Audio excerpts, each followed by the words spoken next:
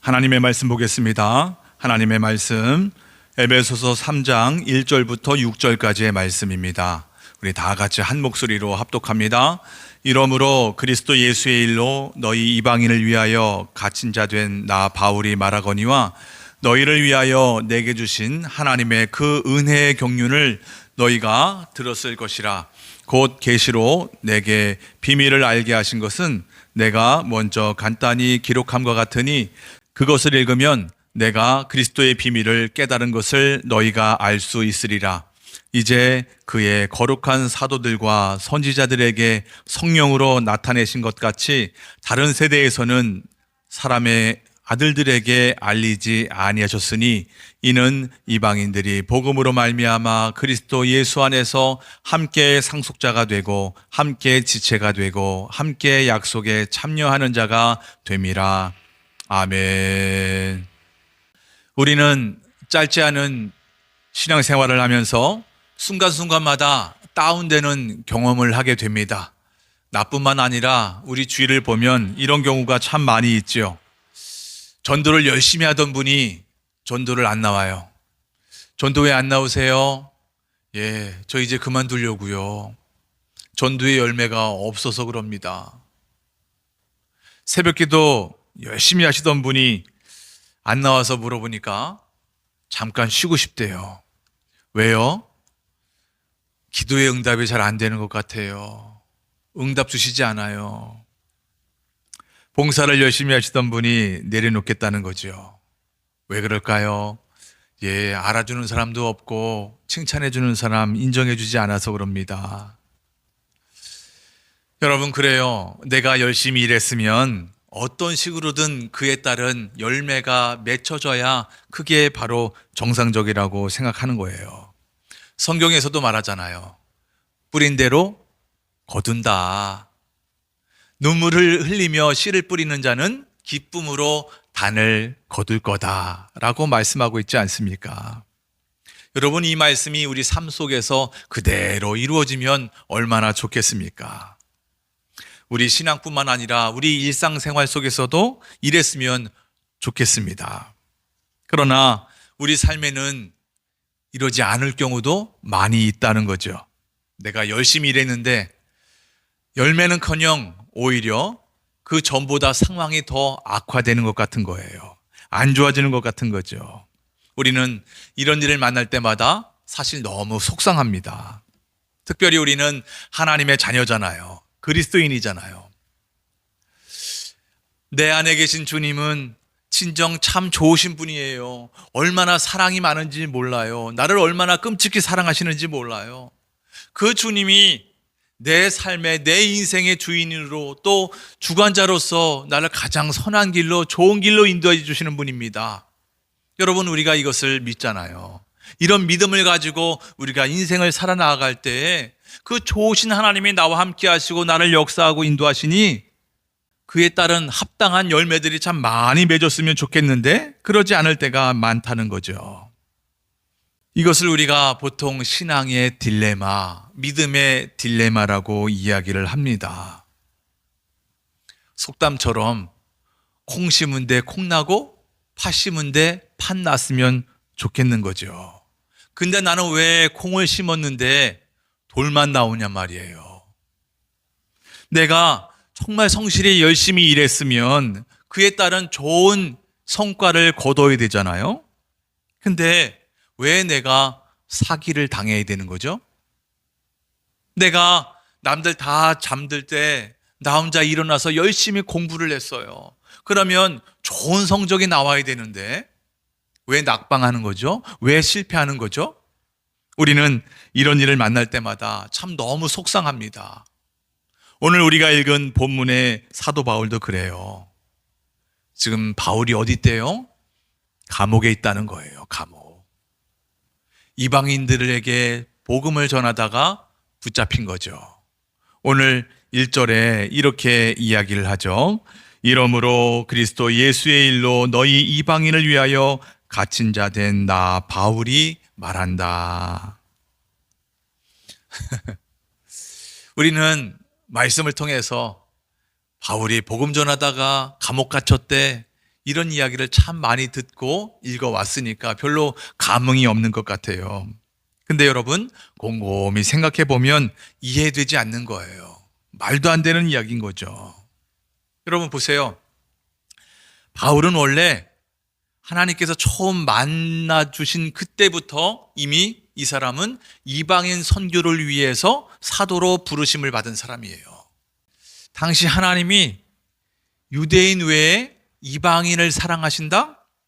하나님이 이방인을 구원하신다? 여러분, 이것은 도저히 상상할 수 없는 이야기인 거죠. 그러니 이스라엘 넘어서 그 이방 지역에 가서 직접 하나님의 말씀, 복음을 전하는 사역이 얼마나 귀한 겁니까?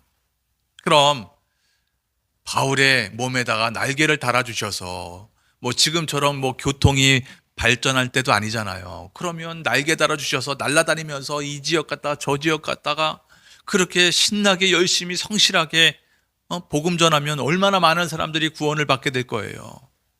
얼마나 많은 사람들이 그 복음을 듣겠냔 말이에요. 여러분, 그래도 부족할 판인데 지금 왜 애꿎게 감옥에 갇히게 되냔 말이에요. 그것도 감옥은 쉬운 곳이 아니잖아요. 2000년이 지난 지금도 감옥살이가 쉽지 않다 그러잖아요. 얼마 전에 유명한 어떤 분이 감옥에 갇혀서 편지를 썼다잖아요. 너무 추워요. 허리가 아파요. 지금이야 하도 인권 하니까 그 인권에 대한 개념이 많이 섰잖아요. 그러니 최소한의 안전장치가 분명히 있을 텐데 그것도 우리나라는 지금 선진국이잖아요. 웬만한 나라들에 비해서 감옥이 괜찮은 시설일 거란 말이에요. 그럼에도 불편하다고 하는데 하물며 지금으로부터 2000년 전에 그 사도 바울이 갇힌 그 로마 감옥이 얼마나 힘들고 어렵겠습니까? 손발은 쇠사슬로 묶여있고 춥고 아프고 어둡고 캄캄하고 습하고 벌레도 많고 여러분 밥이나 제대로 먹었을까요? 식사나 제대로 나왔을까요? 그 당시에는 인권의 개념도 없어요. 이게 도대체 사람인지 짐승인지 구별되지 않는 그런 느낌의 감옥 아니었을까요? 온몸은 점점 아프고 지쳐가고 그렇게 고통당하면서 죽게 되는 거죠. 게다가 바울은 원래 예수 믿는 사람들을 핍박했었잖아요. 그리스도인들을 잡으려 그 다메섹을 가다가 주님이 만나 주셨거든요. 그래서 그 좋은 예수님을 믿고 선교사가 되어 복음을 전하는데 그 복음을 전하다가 오히려 내가 감옥에 갇힌 거예요. 이런 일이 생길 수 있어요. 아니, 그토록 하나님의 나라와 의를 위해서 최선을 다해서 복음을 전했으면 바울에게 세상 최고의 복을 주셔야 되는 것 아니겠습니까? 감옥이에요. 근데 감옥이래요. 감옥. 얼마나 당황스럽습니까? 이럴 수 있는 거예요? 혹시 여러분은 이런 상황에 맞닥뜨릴 때가 있지 않았습니까? 내 사랑하는 주님을 위해 내가 뭔가 좀 해보고 싶다. 나 정말 주님을 기쁘게 하는 일에 나 이런저런 일을 좀 많이 하고 싶어. 그래서 나름대로 일을 펼쳤는데 오히려 쫄딱 망했어요. 어려움을 당해. 부끄러움을 당했어요. 문득 저의 옛날 청년 때의 과거가 생각났습니다. 청년 때 제가 회심하고 나서 곰곰이 생각해 보니까 주님께서 나를 살려주신 게 너무나도 신기하고 감사하고 고마운 거예요. 아니, 어떻게 하나님이 나를 아시고 나를 살려주실 수가 있지? 나에게 어떻게 이런 엄청난 사랑을 베풀어 주실 수가 있는 거야? 나이가 어떻게 이렇게 복음을 깨닫게 하시고 인정하게 하시고 믿어지게 하셨을까? 너무 신기한 거죠. 어떻게 이렇게 엄청난 생명의 은혜를 베풀어 주실 수가 있을까? 너무 감동하고 감격했어요. 아주 충만이었죠. 그래서 제 마음속 깊은 곳에서 내가 주님을 위해 뭔가 좀 해보고 싶다. 뭔가 좀 드리고 싶다. 뭘 드릴까? 뭘 작정할까 생각하다가 이제 새로운 일도 시작했으니 그래, 내가 첫 열매 헌금으로 1000만 원을 드려야 되겠다. 게다가 11조가 아니라 10의 4조를 드려야 되겠다. 원래 11조, 선교의 11조, 구제의 11조, 건축헌금 11조를 드려야 되겠다. 여러분, 결과가 어떻게 됐을까요?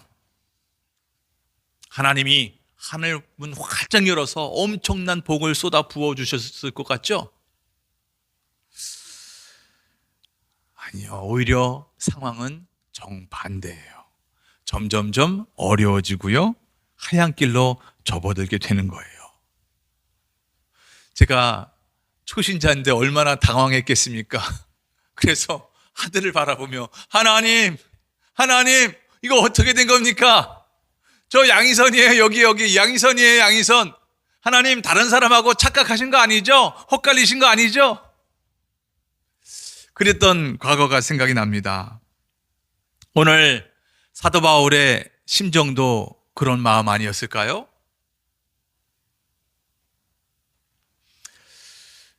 사도 바울이 저랑 같은 마음일 줄 알았는데 아니더라고요. 아니에요. 나랑 정반대의 생각을 하고 있더라고요. 여러분, 이 에베소서는 사도 바울이 감옥에 있으면서 저 에베소의 교회에 있는 성도들에게 쓴 편지잖아요. 근데 그 편지 내용을 읽어보면 나 지금 감옥에 갇혔으니까 석방해 주십시오, 뭐 이런 내용이 하나도 없어요. 내가 지금 힘들고 어렵고 외로우니까 저를 위해 기도해 주세요. 속히 자유를 얻게 위해서 기도해 주십시오. 여러분, 이런 얘기가 전혀 나오지 않아요. 여러분, 보통 사람이 아무리 강한 사람이어도 감옥에 가는 순간 마음이 꺾이게 되어 있잖아요. 마음이 눌리게 되어 있단 말이에요. 근데 지금 바울은 그러긴커녕 오히려 저 바깥에 자유롭게 살고 있는 그 에베소 교인들에게 뭐라 그래요? 여러분 힘내세요. 여러분 화이팅입니다. 여러분 낙심하지 마세요. 오히려 바깥 사람들을 위로하고 있단 말이에요. 권면하고 있어요. 전혀 이 사도 바울이 감옥에 있는 것 같지 않아요. 여러분, 말씀을 좀 곰곰이 좀 묵상해 보면 이 사람은 감옥이라고 하는 그 상황, 그 환경을 완전히 초월한 것 같은 거예요. 여러분, 다시 1절을 공동번역 개정판으로 한번 읽어보겠습니다. 시작. 그러므로 이방인 여러분들을 위하여 그리스도 예수의 포로가 된 나 바울로는 하나님께 기도드립니다. 뭐라고 고백해요?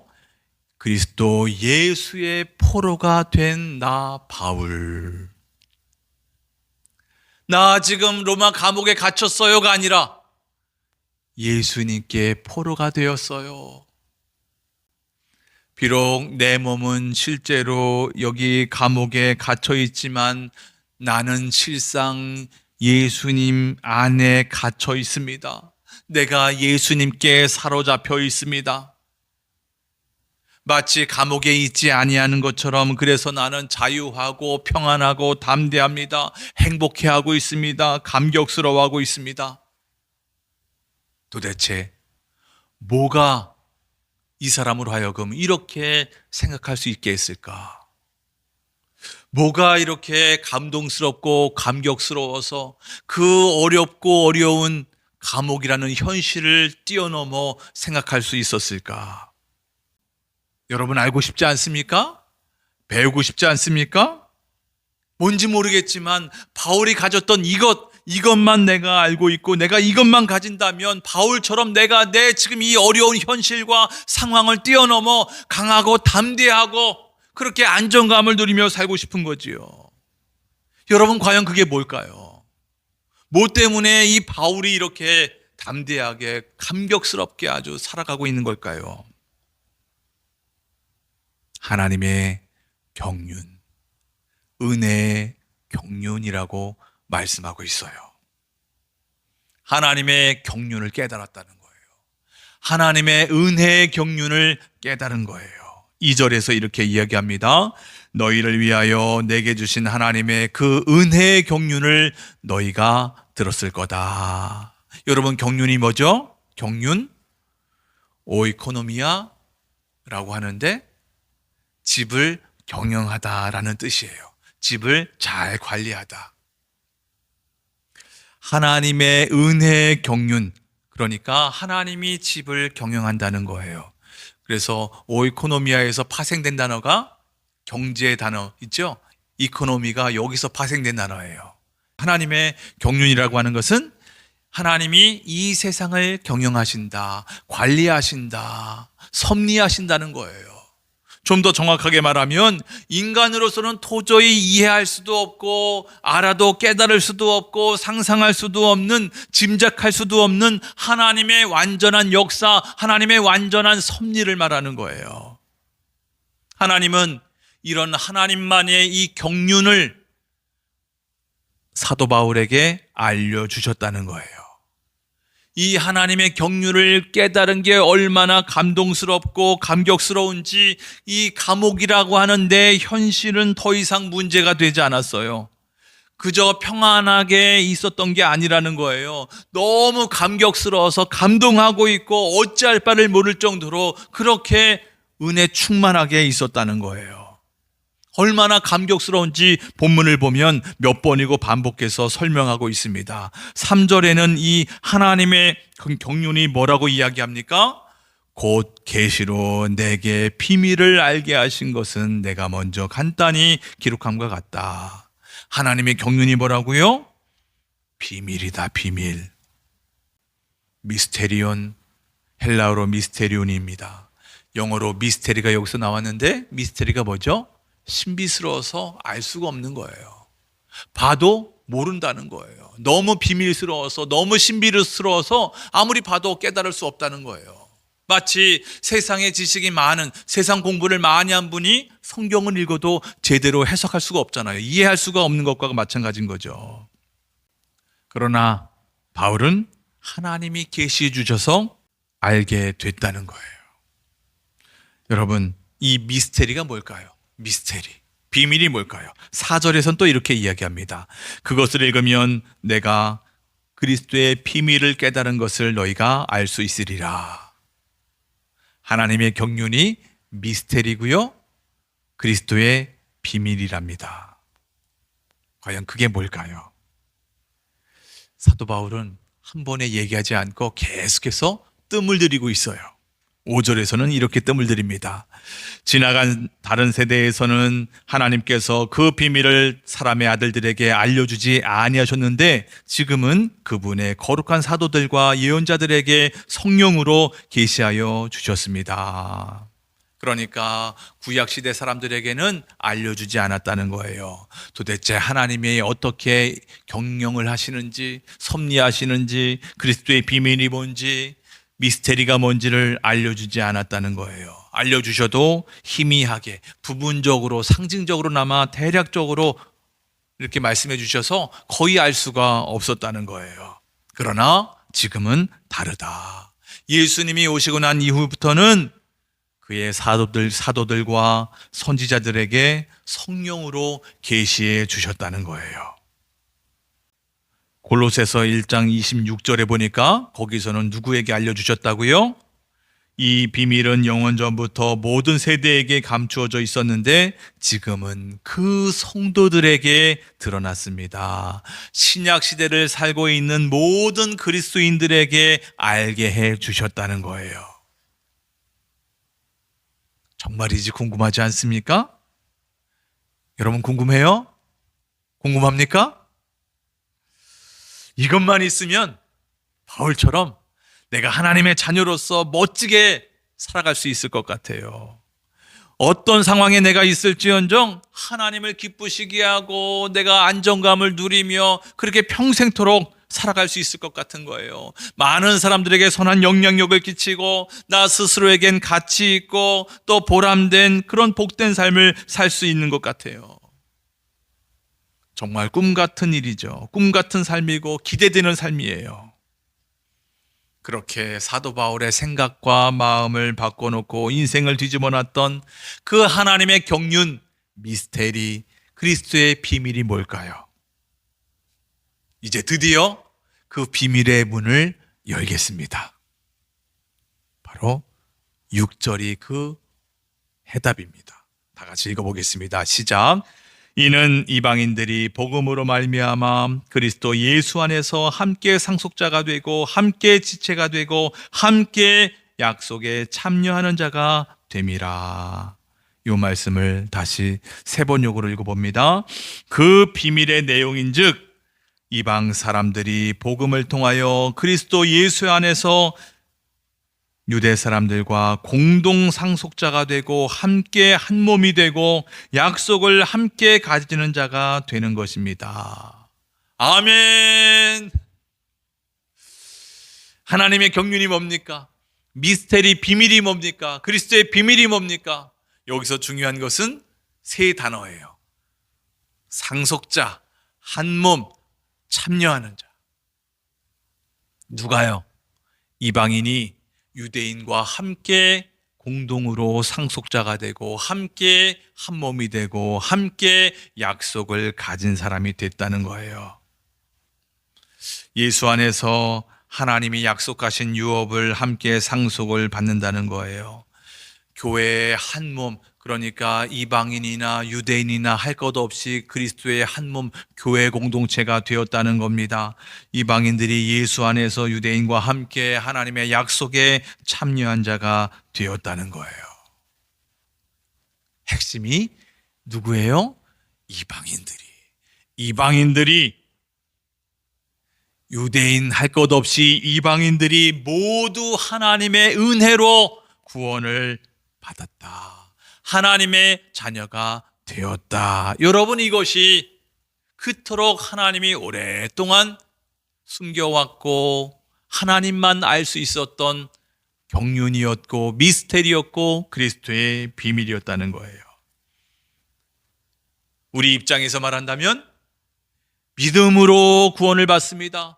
그 누구도 예수를 믿기만 하면 구원을 받을 수 있습니다. 예수님을 나의 구원자 주님으로 인정하고 고백하고 믿기만 하면 당신이 유대인이든 이방인이든 당신이 돈이 많든 적든 여러분이 많이 배웠든 적게 배웠든 나이가 많든 적든 남자든 여자든 상관없이 그 어떤 누구도 상관이 없습니다. 예수를 믿기만 하면 나의 주님으로 구원주로 고백만 하면 하나님의 자녀가 됩니다. 여러분, 이 복음이야말로 하나님의 오래된 가장 중요한 경륜이었습니다. 하나님의 이 땅을 향한, 이 세상을 향한 하나님의 경영, 하나님의 섭리는 오직 하나, 그 구원 계획을 이루시기 위한 하나님의 놀라운 섭리였다는 거예요. 예수님을 믿기만 하면 구원을 받는다.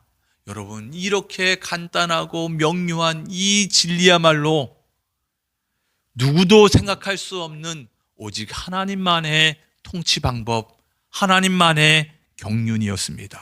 비밀이었습니다. 왜 그럴까요? 세상의 모든 종교를 보세요. 어느 종교에서 감히 믿음으로 구원을 받습니다. 여러분, 그렇게 말하는 종교가 어디 있습니까? 대부분의 종교가 다 무엇을 통해서 구원을 받는다 그래요? 행위를 통해서. 여러분이 노력해야 됩니다. 평생 도를 닦아야 됩니다. 선행해야 됩니다. 공덕을 많이 쌓아야 됩니다. 그래야 겨우겨우 구원을 받을까 말까. 여러분, 그렇다고 이야기를 하지 않습니까?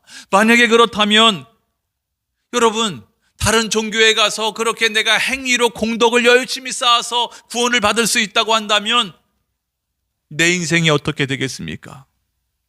내 인생이 얼마나 아슬아슬하겠습니까? 얼마나 긴장되겠습니까? 그렇지 않아도 내가 짊어진 내 인생의 짐이 너무나도 버거운데, 아니 거기다가 구원을 받기 위해서 한 보따리 큰 짐을 하나 더 짊어진 것과 뭐가 다르겠습니까? 괜히 구원받으려다가 평생 불안 속에 사는 거죠. 근데 예수님이 뭘 하세요? 이 세상 모든 사람들에게 말씀하십니다. 수고하고 짐진 자들아 다 내게로 와서 쉬어라. 우리 주님이 말씀하셨습니다. 너희들은 수고하고 무거운 짐진 사람들이 아니냐? 너희들 쉬려면 나한테 와야 된다. 나에게 와서 진정한 평안을 누려라. 진정한 참쉼을, 안식을 누려라 라고 분명히 말씀하고 있습니다. 내가 널 위해서 십자가에 죽고 부활했다. 이것을 믿기만 해라. 그러면 너희가 구원을 받을 수가 있단다. 덤으로 너희가 이 땅에서 평안과 기쁨과 감사 가운데 살아갈 수가 있어. 염려하고 두려워하지 않아도 돼. 걱정하지 않아도 돼. 우리 주님이 이렇게 말씀하고 있지 않습니까? 여러분, 그 복음을 곰곰이 생각해 보세요. 믿기만 해라. 내가 다 알아서 해놨으니까 이런 나를 인정하고 고백하기만 해봐. 구원을 받을 수가 있어 라고 하는 이 복음 곰곰이 생각해 보면 우리 자신 한 사람 다 자신을 바라보며 살면 절망이라는 거예요. 너희 스스로를 봐봐. 너희 스스로 한계를 느끼지 않냐? 너희들 스스로 바라보며 살면 절망이다. 그러니 생명 되신 그 예수님 주님만 바라봐야 너희들이 살 수 있어. 너희들이 진짜 생명을 얻으며 살아갈 수 있다. 여러분, 이것이 진정 우리에게 참 진리 아니겠습니까? 영원히 변하지 않는 진정한 진리입니다. 너무 쉬워요. 너무 간단해요. 그럼에도 엄청난 능력의 복음입니다. 너무도 귀한 복음인데 우리는 이 복음을 들어도 별 감흥이 없는 것 같아요. 별 감동이 없는 것 같아요. 복음이 선포되면 아멘은 하죠. 맞습니다. 아멘. 근데 마음에 별로 감동이 없는 것 같아요. 너무 많이 들어서 그런 거예요? 너무 많이 읽어서 그런가요? 좀 식상해요? 아니요, 여러분. 그렇지 않습니다. 그렇지 않아요. 특별히 오늘 본문처럼 유대인이 아닌 이방인들은, 여러분과 저는 이방인 아니에요? 이방인들은 두 손 들고 아멘 아멘 해야 되는 거예요. 할렐루야 찬양합니다. 아멘 감사합니다. 진정 마음을 다해서 감사와 찬양을 올려드려야 되는 겁니다. 눈물로 감사해야 되는 거예요. 여러분, 유대인들은 이 복음 메시지를 절대 받아들일 수가 없었어요. 도저히 믿을 수가 없었던 거죠. 왜요? 우리는 선민이잖아요. 하나님이 우리를 택하셨는데, 수많은 나라 가운데 우리나라만 택했는데, 우리 민족만 택했는데 어찌 유대인이 아닌 다른 이 이방인들이 구원을 받을 수가 있어요? 어찌 하나님이 우리 유대인이 아닌 다른 사람들을 사랑할 수 있냔 말이에요. 이건 도저히 이해할 수 없는 거죠. 인정할 수 없는 거예요. 그래서 이런 복음을 전하고 있는 바울을 죽이려고 한 거잖아요. 바울이 왜 감옥에 갇힌 거예요? 이것 때문에 감옥에 갇히게 된 거 아니겠습니까? 여러분, 수천 년이 지난 지금도 마찬가지예요. 지금도 저 대부분의 유대인들은 똑같은 사고방식을 하고 있습니다. 우리만 하나님의 백성이니까 다른 사람에게 구원이 있을 수가 없다는 거죠. 너무도 편협한 생각 아니에요? 여러분, 이 사람들이 하나님의 자녀가 된 것이 자기의 노력으로 된 거예요? 아니요. 태어나 보니까 유대인이고 하나님이 그 유대인을 택하셨대요. 자기 노력이 아니란 말이에요. 전적인 하나님의 은혜로 이런 사랑을 받았는데 다른 사람들은 안 된다는 거예요. 여러분, 이게 유대인만의 생각입니까? 이 사람들만의 오류예요? 그렇지 않아요. 이 땅에 수많은 많은 기독교인들 가운데, 그리스도인들 가운데 이런 생각을 갖고 있는 사람들이 얼마나 많이 있는지 몰라요. 여러분, 교회가 계속해서 부흥하고 성장해야 되잖아요. 우리 한 사람 한 사람이 진정 주님의 사람으로서 어린아이에서 점점점 청년으로, 성년으로, 그리고 이렇게 영적으로 성장할 뿐만 아니라 점점 이 빈자리들이 채워져야 되는 것 아닙니까? 그래서 점점 예수 믿는 사람들이 많아져야 되는 것. 왜? 우리도 은혜 받았으니까 점점 은혜 받는 사람들이 많아야 되는데, 근데 교회에 이런 양적인 성장, 양적인 부흥을 반대하는 사람들이 얼마나 많은지 몰라요. 언제나 지금 현재 나하고 친한 사람, 그래 내가 이렇게 지금 친하니까 이런 사람하고 끝까지 평생 교회 생활하면서 신앙생활 했으면 좋겠다. 그냥 자발적으로 등록하는 사람들도 싫고요, 전도 나가는 것도 싫은 거예요. 여러분, 그런 사람들이, 그런 생각을 가진 사람들이 얼마나 많이 있는지 몰라요. 여러분, 전도도 그러는데 선교는 어떻겠습니까? 아직까지 우리 대한민국에 지금 복음 모르는 사람들이 얼마나 많은데 무슨 돈을 많이 들여서 선교를 나갑니까? 여러분, 별의별 사람들이 얼마나 많은지 몰라요. 곰곰이 생각해 보면 지금 예수 믿는 그 모든 사람들도 다 자기의 노력으로, 자기의 어떤 공덕으로 구원을 받은 사람이 없거든요. 예수 그리스도의 은혜로 말미암아 우리가 구원을 받지 않았습니까? 전적인 주님의 은혜입니다. 그럼에도 다른 사람들이 구원을 받는 거 싫대요. 사람이 얼마나 엉터리입니까? 여러분, 우리 사람이 얼마나 엉터리예요. 제가 서두에 말씀드린 대로 우리는 뿌린 대로 거두지 못해서 아쉬워하는 사람들이에요. 실망하는 사람들이잖아요. 정말 내가 뿌린 대로 거두고 싶습니까? 뿌린 대로 거두고 싶어요? 인과응보의 삶이 내 삶 속에 있었으면 좋겠어요? 전적으로 인과응보의 삶만 있었으면 좋겠어요? 상상해 보세요. 만약에 이 땅이 모든 일들이 다 인과응보에 의해서 뿌린 대로 거둔다며 산다면 우린 국물도 없어요. 우린 구원 못 받아요.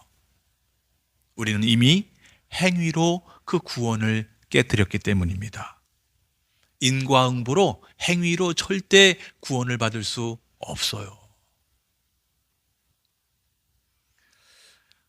그러니까 뿌린 대로 거두지 못했다고 절망할 필요가 없습니다. 속상해할 필요가 없습니다.